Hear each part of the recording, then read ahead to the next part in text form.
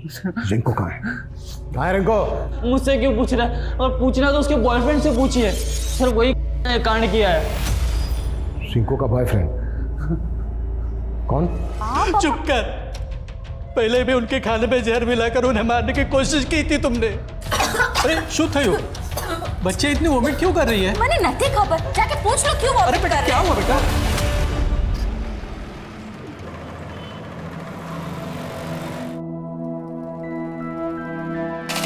दीदी चलो ना बैडमिंटन खेलते हैं। थामनी स्तुति। चलो ना दीदी। क्यों स्तुति? वेट कर, ये वाला डिजाइन तो पूरा हो जाने दे।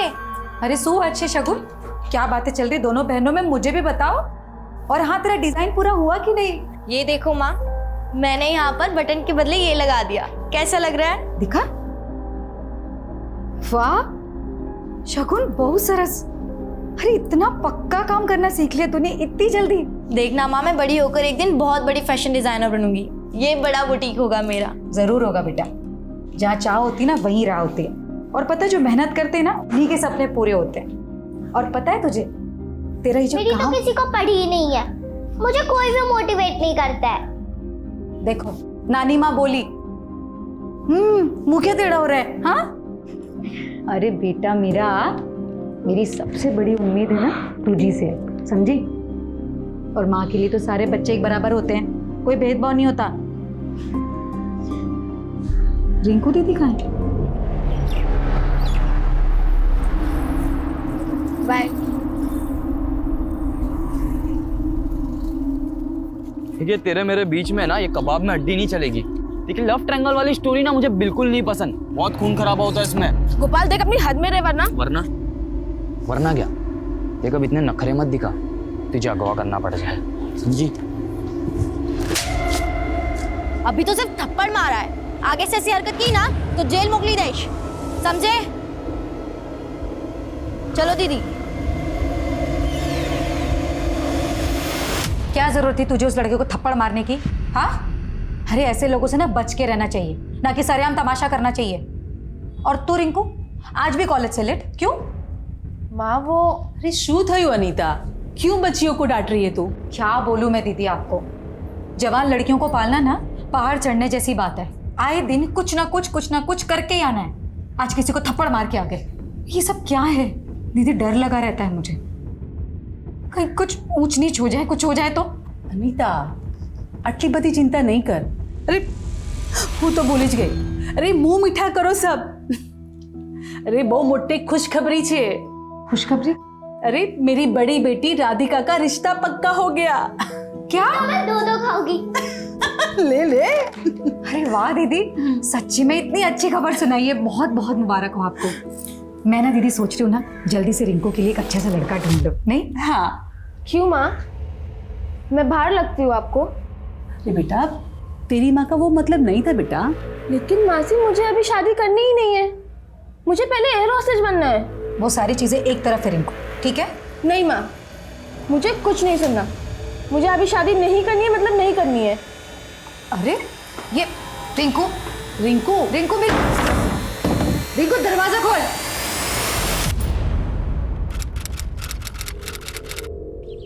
स्तुति, शगुन, रिंकू, खाना बना दिया है मैंने, ठीक है? खा लेना टाइम से।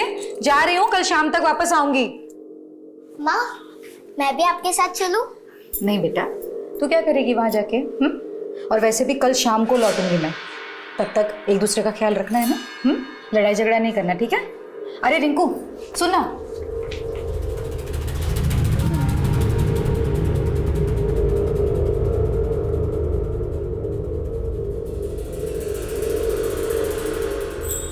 जाने से पहले कोई माँ को बाय बोलेगा या नहीं? माँ आप जाइए, मैं देख लूंगी। बाय मम्मा। बाय बाय बेटा।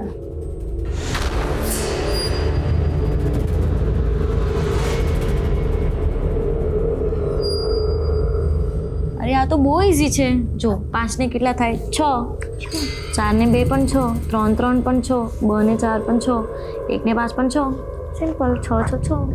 ઈઝી છે ને? ચાલો આપણે નેક્સ્ટ કરીએ। ઓકે,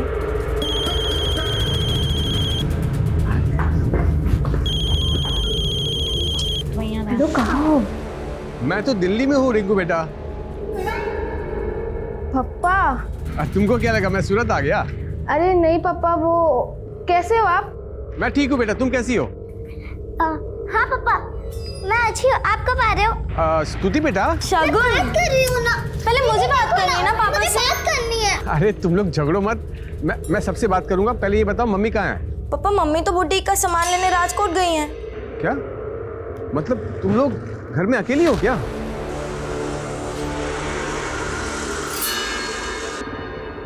देखो तुम लोग ध्यान से रहना, ठीक है? हाँ पापा, आप हमारी टेंशन मत लीजिए। Good night, bye. दीदी मुझे पापा से और बात करनी थी। कल कर लेना, अभी बहुत रात होगी, तुम लोग चलो सो जाओ चल के। हाँ। अरे वो सब रहने दो ना, ये सब सुबह कर लेना। अभी अभी सो जाओ, बहुत रात होगी। चलो चलो चलो चलो चलो।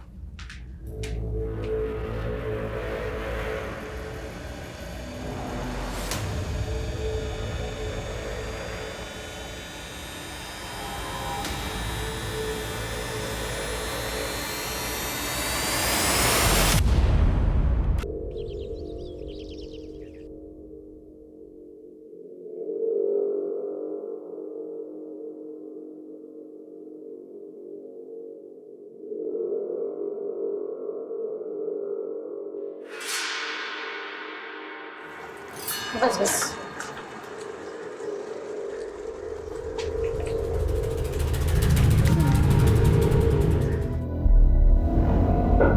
अरे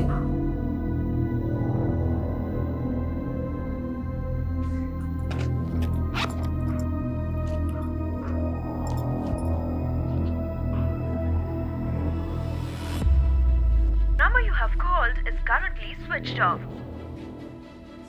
नंबर भी बंद है। बिट्टू, हाँ आंटी। बेटा स्कूल गए थे आज? हाँ। अच्छा ये स्तुति, शगुन दीदी, रिंकू दीदी कहाँ हैं, कुछ पता है? मालूम नहीं आंटी, लेकिन हाँ जब मैं शगुन दीदी और स्तुति के साथ आ रहा था स्कूल से, तब हमें रास्ते में रिंकू दीदी मिली थी। अरे शगुन, स्थिति, आगे तुम लोग एक काम करो, मेरे साथ चलो। कहाँ दीदी? अरे वो सब बताती हूँ, एक काम करो, ये बैग में बिट्टू को दे दो, ये घर के बाहर रख देगा। तुम लोग मेरे साथ चलो। ये लो, ये ना घर के बाहर रख देना, ठीक है? ये रिंकू कहाँ ले गई इन दोनों को? मुझे नहीं मालूम आंटी। उमंग, आधी उम्र तो तूने शादी किए बिना ही निकाल दी। तेरे आगे पीछे भी कोई नहीं है। जुआ, अरे कवारा रहेगा तो बूढ़ापा कैसे निकलेगा? क्या आरती बहन आप भी, अब उसके बारे में अभी से क्यों सोचूं? जब बूढ़ापा आएगा देख लेंगे। आरती दीदी, आरती दीदी, स्तुति, शगुन और रिंकू यहाँ आए हैं क्या? ना, यहाँ ना थी अभी। हे भगवान, दीदी ये तीनों लड़कियों का कुछ अता पता नहीं है। पता नहीं कहाँ चली गई, सबसे पूछताछ करके देख ली लेकिन कुछ पता नहीं चल रहा है। अनीता, आटली बड़ी चिंता नहीं कर, ये समझदार लड़कियां है, कहीं घूमने चली गई होगी, आ जाएगी।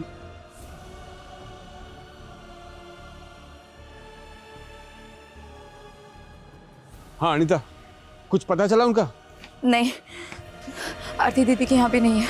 अरे कितनी बार कहा है तुम्हें उन्हें अकेला छोड़कर मत जाया करो, लेकिन तुम कल रात से गायब थी। अरे लेकिन दोपहर तक तो साथ थी ना तीनों।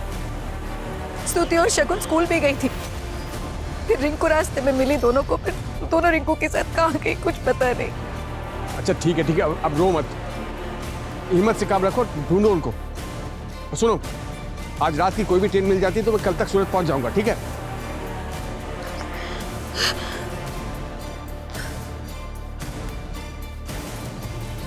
तो यही आपकी बड़ी बेटी रिंकू है ना? आपकी छोटी लड़कियों को यही लेके गई है, इसमें घबराने की क्या बात है? लेकिन सर दोपहर से शाम हो गई, इन लोगों का कोई अता पता नहीं है और रिंकू का फोन भी बंद आ रहा है। हो सकता है तीनों बहनें कहीं फिल्म देखने गई हों और आप लोग यहाँ बेकार में परेशान हो रही हैं। आप लोग घर जाइए, घूम फिर के आ जाएंगी तीनों। नहीं सर मेरी बेटियाँ इतनी देर तक मुझे बिना बताए नहीं रहती कभी भी बाहर। लेकिन अभी तो आपने कहा कि कल से आप यहाँ थी नहीं। मैं मेरे काम से बाहर गई हुई थी, लेकिन सर यही तो प्रॉब्लम है, पहले ध्यान रखो मत, बाद में आ जाओ पुलिस को परेशान करने के लिए। अरे इतनी फिक्र थी आपको, छोड़ के गई क्यों थी तीनों को? सड़क पे छोड़ के नहीं गए थे, घर पे छोड़ के गए थे। आप एफआईआर लिखिए हमारी। आवाज नीचे करके बात कीजिए हमसे।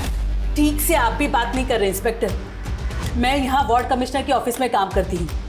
आप एफआईआर लिखिए हमारी। आप वहाँ काम करती है, ये तो बहुत अच्छी बात है, लेकिन अभी आप लोग का हो गया यहाँ। जाइए यहाँ से। अरे सर, अरे बाप रे, हमारे पास और भी जरूरी सरकारी काम है। क्या बात कर रहे हैं? अरे चलो चलो आरती।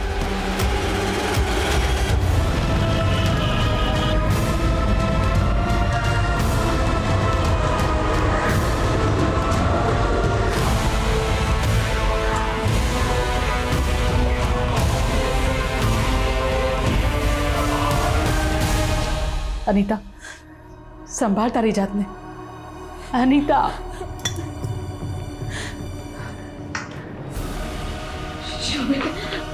क्या कह रही पुलिस? हाँ? क्या कहेगी? FIR भी नहीं लिखी उन लोगों ने। पता नहीं शोभित हमारी बेटियां कहाँ होंगी, किस हाल में होंगी, कैसी होंगी।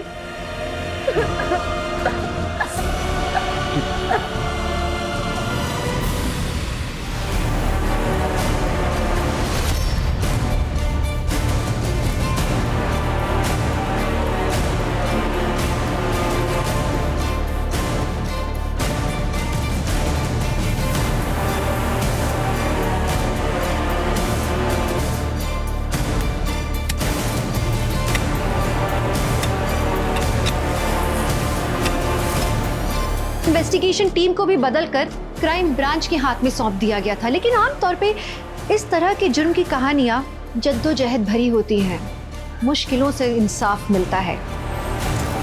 हमारे लिए ये जानना बेहद जरूरी है कि रिंकू शगुन और स्तुति को कहाँ लेकर गई थी, जिसके बाद से रिंकू गायब है और शगुन और स्तुति की लाशें मिली। हम भी तब से यही जानने की कोशिश कर रहे हैं, लेकिन कुछ समझ में नहीं आ रहा है। उस दिन हम यहीं पहुंचे थे, शगुन दीदी और स्तुति के साथ। रिंकू दीदी आई और उन्हें लेके चली गई। मालूम करो, इस डायरेक्शन में जाते हुए ने किसी और ने देखा है क्या?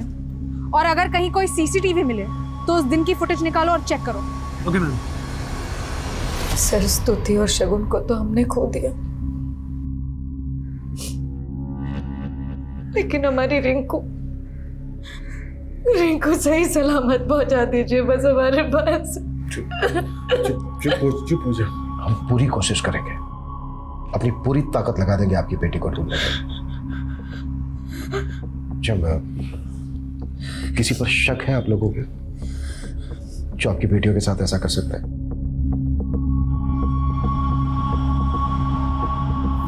नहीं सर। एक लड़का है सर, 1 नंबर का आवारा लड़का है सर वो। कुछ दिन पहले मेरी बेटी रिंकू के साथ बदतमीजी करने की कोशिश की थी उसने, और इसके लिए शगुन ने उसे थप्पड़ भी मारा था। रिंकू कहाँ है रिंकू? मुझसे क्यों पूछ रहा है? और पूछना तो उसके बॉयफ्रेंड से पूछिए सर, वही कांड किया है। रिंकू का बॉयफ्रेंड कौन? सर नाम तो नहीं पता, पर हाँ रिंकू को उसके साथ बहुत बार देखे। सर रिंकू उसकी बाइक पर बैठ के आती थी, और उसकी बहन शगुन ने जैसे मुझे थप्पड़ मारा था वैसे उस लड़के से भी बहुत चिढ़ती थी। उस लड़के की वजह से दोनों बहनों में बहुत झगड़े होते थे सर। बाय। दीदी, आपने मुझसे बोला था कि आप उस लड़के से कभी नहीं मिलेंगी। आपने मुझसे प्रॉमिस किया था, इसलिए मैंने मम्मी को भी कुछ नहीं बताया। लेकिन क्या शगुन, क्या प्रॉब्लम है तेरी? ये मेरी लाइफ है, मैं किससे मिलूंगी किससे नहीं मिलूंगी मैं डिसाइड करूंगी, तू नहीं समझी? ठीक है, फिर मम्मी आपसे बात करेंगी।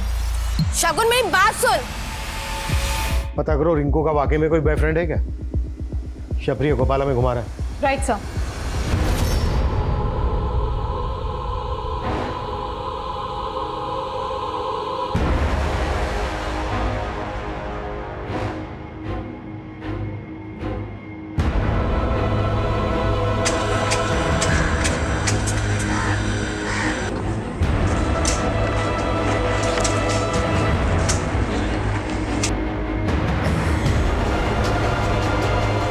क्या हुआ माँ, बहुत चुपचाप लग रही हो।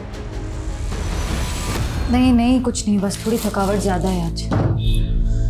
ना मम्मा, हम आपकी मालिश कर देते हैं। अच्छा। और मैं पैर दबा देती हूँ। अरे वो कुछ नहीं हुआ है, आपको सिर्फ विटामिन A की कमी। अरे मैं आपके लिए टैबलेट लाऊं? हाँ, मुझे पता नहीं था इतने सारे डॉक्टर्स हैं। हाँ, क्या है ये?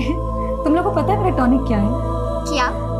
तुम तीनों जल्दी से गले लगो मेरे, तो मुझे पूरी एनर्जी वापस मिल जाएगी।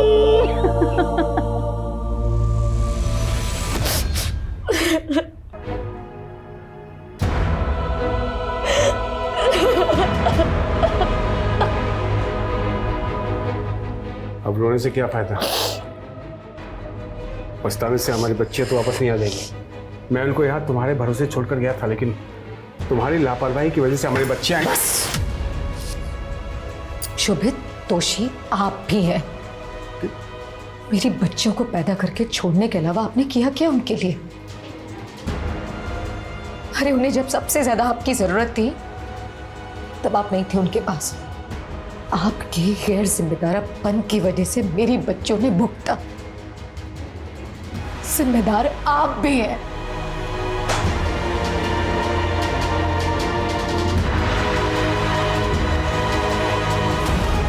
सर, शगुन और स्तुति के पोस्टमार्टम रिपोर्ट्स, दोनों के इंटरनल ऑर्गन्स पे इंजरीज के मार्क्स हैं। पहले दोनों किया गया और फिर गला दबा के मार दिया गया। रिंकू की कोई लीड? नहीं सर, और ये भी पता नहीं लग पा रहा है कि रिंकू उस दिन अपनी दोनों बहनों को लेकर कहाँ गई थी। सर, रिंकू का फोन उस दोपहर उसी के घर के एरिया में बंद हुआ था। और सर, कॉल डेटा रिकॉर्ड्स में कार्तिक नाम के लड़के का नंबर मिला है। सर, ये कार्तिक है।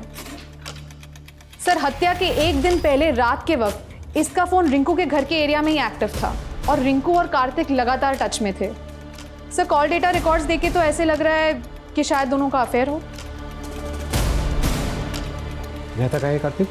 संगम विहार। सर, मैंने एक टीम को वहाँ पे भेज दिया है। कार्तिक कहाँ है और उसका फ़ोन क्यों बंद आ रहा है? मेरे बेटे ने कुछ नहीं किया है, आप लोगों को गलतफहमी और मतलब आप जानते हैं वो कहाँ है? उसे कहिए कल तक थाने में हाजिर होने के लिए, वरना उसे बचाने के जुर्म में मैं आपको अंदर कर दूंगा।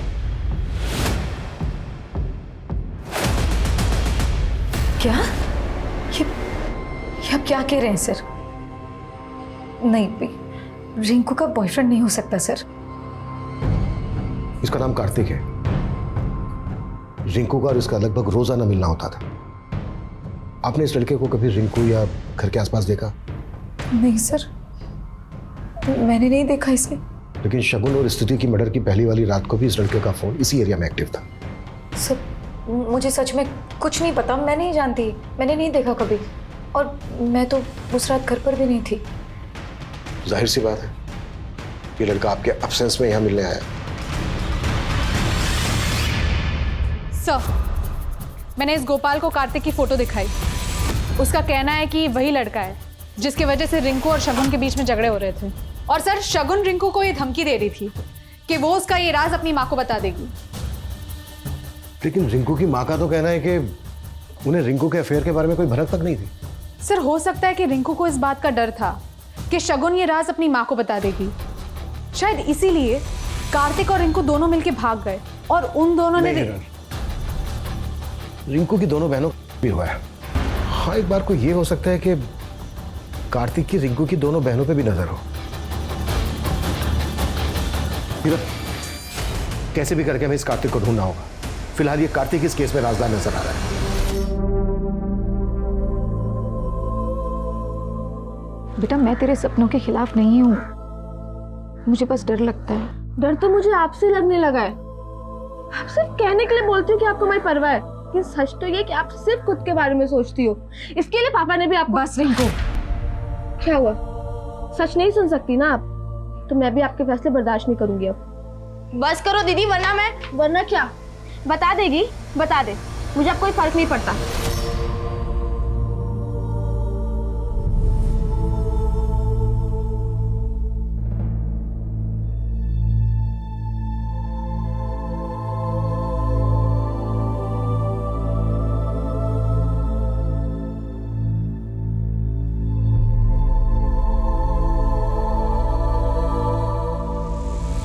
सर, आप लोग खामा का मुझ पर शक कर रहे हैं सर, मैं भागा नहीं था। हूँ तो मारा मामा ना घरे गए लो तो सर। जैसे ही मेरे पापा ने मुझे बोला कि आप लोग मुझ पर शक कर रहे तो मैं सीधा आप लोगों के पास चला आया। बड़ी सफाई से झूठ बोल लेता है तू। ना सर, वो झूठू नहीं बोलतो। मैं मानता हूँ कि मैं और रिंकू हम एक दूसरे को पसंद करते। 10 तारीख को रिंकू अपनी दोनों छोटी बहनों को लेकर तेरे पास आई थी। ना सर, रिंकू अपनी दोनों बहनों को लेकर मेरे पास क्यों आएगी? लेकिन 9 तारीख की रात को तो तू रिंकू से मिला था। हाँ सर। नहीं, कॉल रिकॉर्ड्स दिखाएं कॉल रिकॉर्ड्स, वो भी देर रात को। रिंकू की मां अनीता की एब्सेंस में कुछ आया याद या फिर याद दिलाएं? नहीं सर, याद आया मुझे। मैं गया था वहाँ पर, वो रिंकू ने मुझे। क्या हुआ?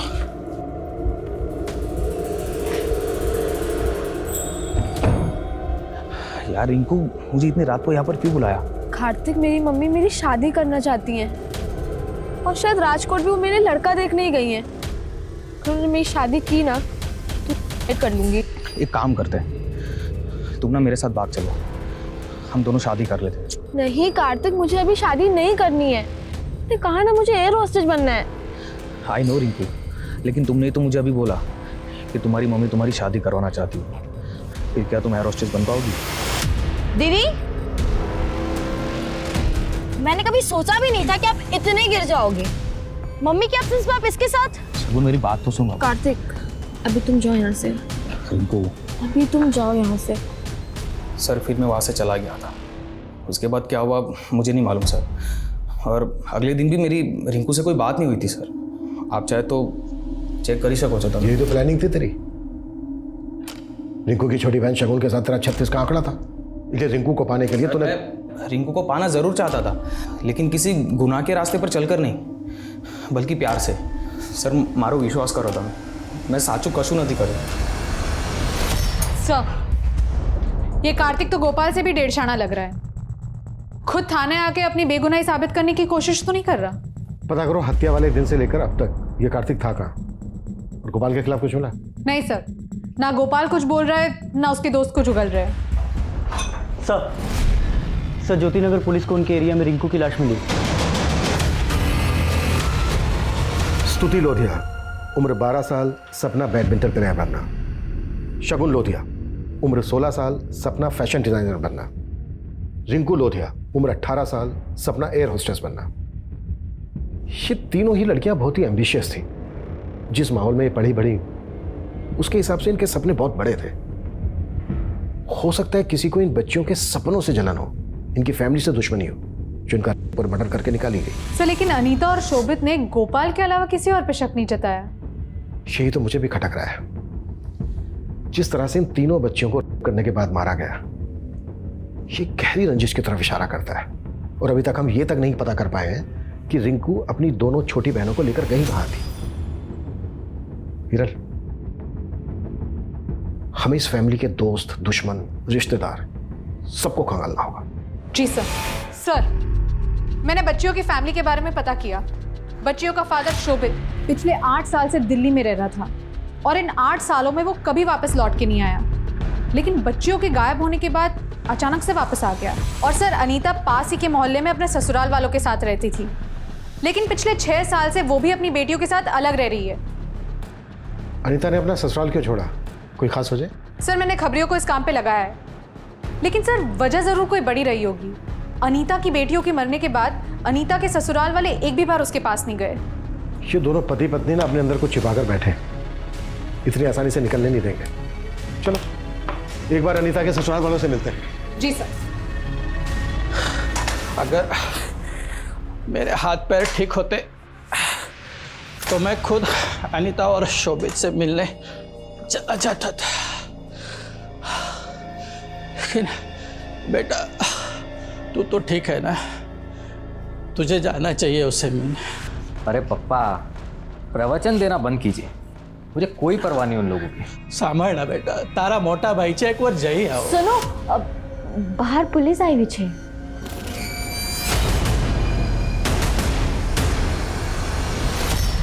हम घर गए थे आपके फादर ने कुछ बताया हमसे? क्या पता है सर आपको? यही कि आप काम के चक्कर में बाहर चले गए थे और आपके बाहर जाने के बाद अनीता जी ने अपना ससुराल छोड़ दिया। वो ससुराल छोड़ के यहाँ आ गई रहने, जबकि ससुराल पास में ही है। आपके जाने के बाद उनके लड़ाई झगड़े होने लगे थे। अच्छा अनीता जी, किस बात को लेकर आपकी ऐसी लड़ाई हुई थी, झगड़ा हुआ था कि आप अपना ससुराल छोड़कर यहाँ आ गए? ऐसा कोई झगड़ा या लड़ाई नहीं थी, वो बस। क्या वो? मतलब छोटी मोटी बात में कहा सुनी होती है, बस वैसी। ठीक है।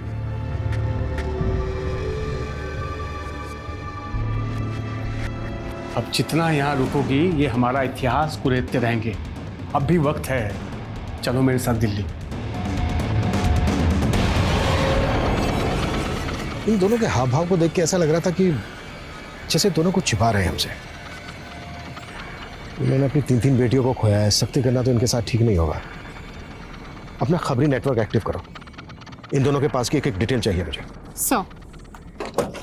कितनी बार की तुझे कि एडल्ट डायपर पहना करो, लेकिन नहीं, पता नहीं और क्या क्या बकवास झेलना पड़ेगा मुझे इस घर में। ये साफ सफाई करने के लिए आई हूँ मैं। अबे मारी नाक ना मुझे, मारी डाल। जैसे अनिता के बेटियों को बाद क्या क्या बकवास कर रहे हैं आप? हाँ, कुछ भी बोले जा रहे हैं जो मन में आ रहा है। क्या हुआ? क्या कैटकेट लगा रखा है? जो तुम्हारे पापा ने अरे कही थी। देखो लोग देख रहे हैं वहां बाहर।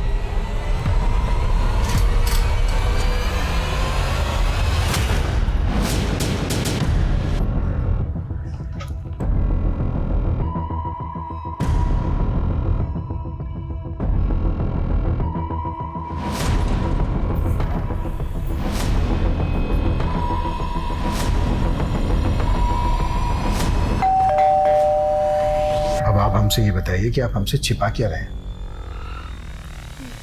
वो सब मैं सब तुझसे डरने वाला नहीं हूं मैं। अब ये बोझ लेकर मरूंगा भी नहीं, सब कुछ सच सच बता दूंगा मैं। रामचरण जी, आपको किसी से डरने की जरूरत नहीं है।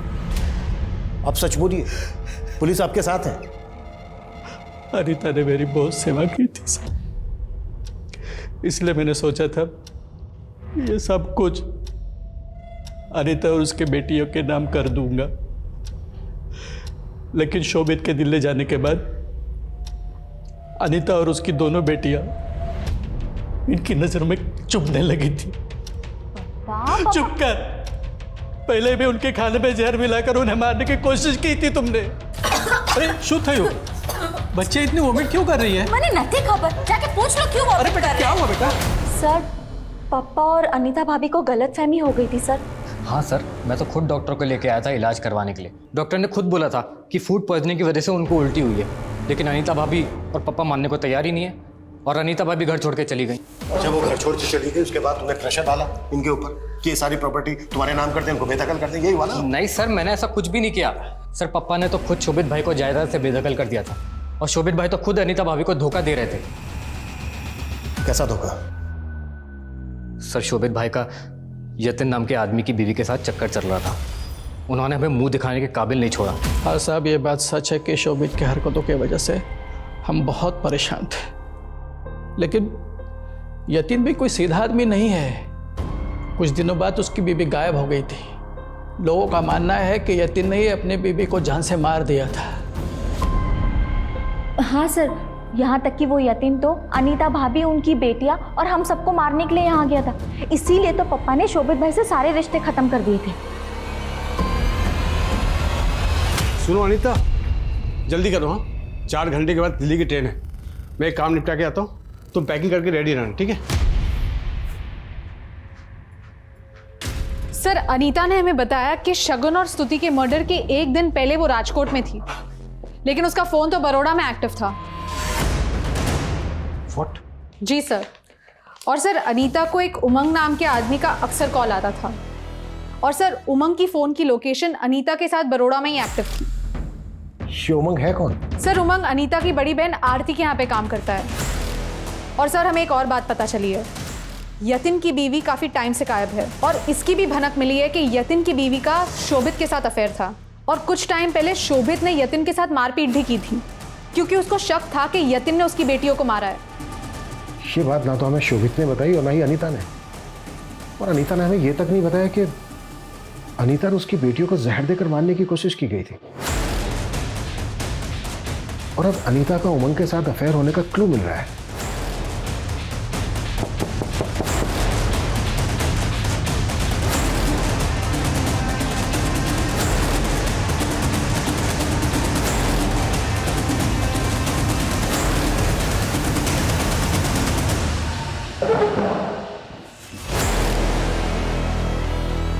तुम दोनों के बीच रिश्ता क्या है? सर, मैं आरती दीदी से मिलने उनके ऑफिस जाया करती थी, इसलिए इन्हें अच्छे से जानती हूँ। तुमने हमसे पहले कहा कि तुम राजकोट गई थी। बाद में हमें पता चलता है कि तुम उमंग के साथ बड़ौदा में थी और वहां पर एक साथ एक ही होटल के एक ही रूम में रुके। अब ये बिल्कुल मत कहना कि तुम लोगों के बीच कोई रिश्ता नहीं है। सर रिश्ता दोस्ती का है। शोभित ने कभी मेरी फिक्र नहीं की। मुझे मेरी बेटियों के साथ अकेला छोड़कर दिल्ली चला गया और फिर बरखा की वजह से मुझे मेरी बेटियों के साथ अकेले रहना पड़ा। और एक अकेली औरत पर हर कोई नजर काटता है सर। ऐसा मेरे साथ भी हुआ।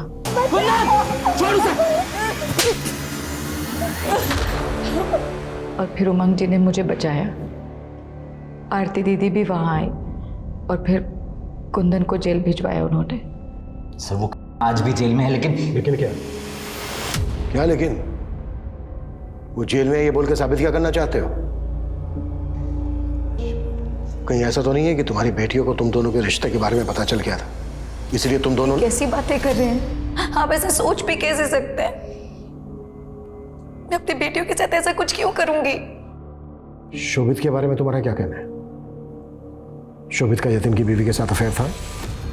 मुझे ऐसा लगता था, लेकिन शोभित हमेशा यही कहते कि उनका कोई चक्कर नहीं था। लेकिन उन्हें शक था कि यतिन ने कहीं मेरी बेटियों को। शोभित कहाँ है भैया?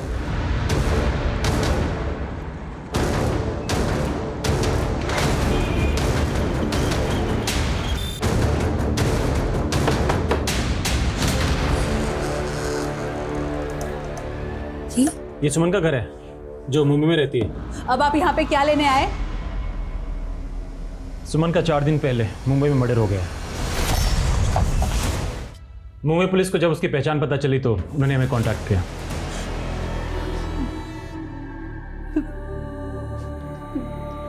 ये सब अचानक कैसे हो गया?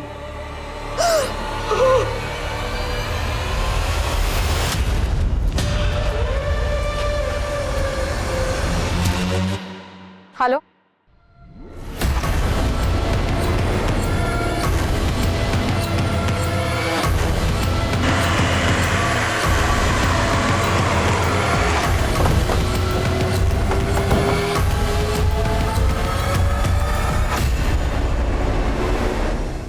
सर, शोभित के बारे में सारी इंफॉर्मेशन निकाली है मैंने। शोभित दिल्ली के भजनपुरा इलाके में रहता है अपनी दूसरी बीवी के साथ।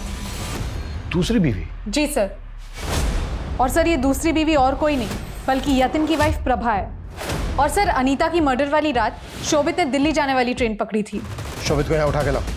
प्रदीप, उमंग, यतिन, इन सबको हाजिर करो। इन सबके पास अनीता की बेटियों को मारने का मोटिव। इन सबसे सख्ती से पूछताछ करनी होगी। तुझे पता था कि शोभित तेरी बीवी प्रभा के साथ दिल्ली में रह रहा था, तो तूने उसके पूरी परिवार को यहाँ खत्म कर दिया? नहीं मैडम, मारना होता तो मैं शोभित और प्रभा को मारता। उनके परिवार से मेरी क्या दुश्मनी थी? सर मेरी बेटियों के साथ जब ये हादसा हुआ तो मैं यहाँ था भी नहीं सर, मैं तो दिल्ली में था सर। देखिए मैडम, मेरा इससे कोई लेना देना नहीं है। मैंने तो बस इंसानियत के नाते अनीता की मदद की थी। मारा कि मैंने अनीता और उसकी बेटियों का हक छीना है, लेकिन मैंने उसे मारा नहीं है। सर एक इन्फॉर्मेशन मिली है, अनीता की बड़ी बहन आरती की बेटी सुमन का मुंबई में मर्डर हुआ है। व्हाट? जी सर। सर सुमन आरती की छोटी बेटी है और मुंबई में मेड का काम करती थी। यहाँ अनीता और उसकी 3 बेटियों का मर्डर हो जाता है और वहाँ मुंबई में अनीता की ही बड़ी बहन आरती की बेटी का मर्डर होता है। इन दोनों केसेस में कोई कनेक्शन तो नहीं है? मुंबई पुलिस से कांटेक्ट करो। सुमन मर्डर केस की एक डिटेल चाहिए मुझे। Right sir.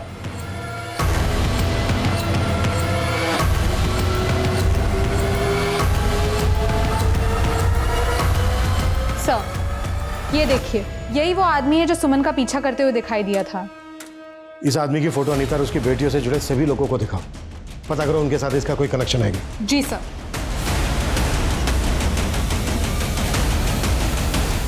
क्या तुम इसे जानते हो? बताता हूँ साहब, मैंने कुंदन भाई के कहने पर सुमन को मारा था साहब। पता किया हमने, काफी समय से पैरोल पर बाहर था और जगताप ने हमें यह भी बताया कि उसने तेरे कहने पर सुमन को मारा है। अब ये बता, तूने सुमन को क्यों मरवाया? आरती और उसकी बेटियों को क्यों और किससे मरवाया? हाँ, मैंने मरवाया सबको। क्यों? दरअसल ये सब कुछ गलतफहमी से शुरू हुआ था। शोभित ने शहर में उमंग को बताया कि उसे एड्स है और उमंग ने मुझे आके बताया, तो मैंने उमंग को मना किया किसी को भी ये बात बताने के लिए, क्योंकि मेरी बड़ी बेटी राधिका की शादी तय हो चुकी थी और मैं नहीं चाहती थी कि किसी को भी ये बात पता चले। इसीलिए मैंने चारों को मरवाने का सोच लिया और कुंदन को भी मैंने ही पैसे दिए थे। मैं एक साथ चारों को मरवाना चाहती थी, लेकिन मुझे नहीं पता था कि अनीता घर पे नहीं है। और मैं रास्ते में रिंकू से मिली और फिर रिंकू अपनी बहनों को बुला कर लाई। फिर मैं उन लड़कियों को आगे ले गई, जहां मैंने उन लड़कियों को कुंदन के हवाले कर दिया। लेकिन कुंदन ने उनका भी किया और बड़ी बेटी को अपने पास रख लिया अय्याशी के लिए। और फिर मेरे डांटने पर कुंदन ने रिंकू को भी मार डाला। और उसके बाद अनीता को भी मरवाया। हाँ। अपनी खुद की बेटी सुमन को क्यों मरवाया? कि शोभित की एड्स की बात छुपाने के लिए मैंने ही लड़कियों को मरवाया था। लेकिन मुझे डर था कि सुमन किसी के सामने अपना मुंह ना खोल दे, इसलिए मैंने ही। एक औरत, एक माँ के नाम पर बदतुमा दाग हो तुम मेरी नजर में। वो जीवन ही क्या जो डर डर के जिया जाए। कुछ परिस्थितियां ऐसी होती है जिसके आगे इंसान बेबस होता है, जैसे HIV, एड्स। अगर इंसान को बात बात पे समाज से बहिष्कार का डर रहेगा तो आमतौर पे वो उसे छुपाने के लिए गलत रास्ते पे ही अग्रसर होगा। ये गलत मानसिकता ही असल में सबसे बड़ी बीमारी है, जो एक साधारण सी औरत आरती को इतना बड़ा क्रिमिनल बना सकती है।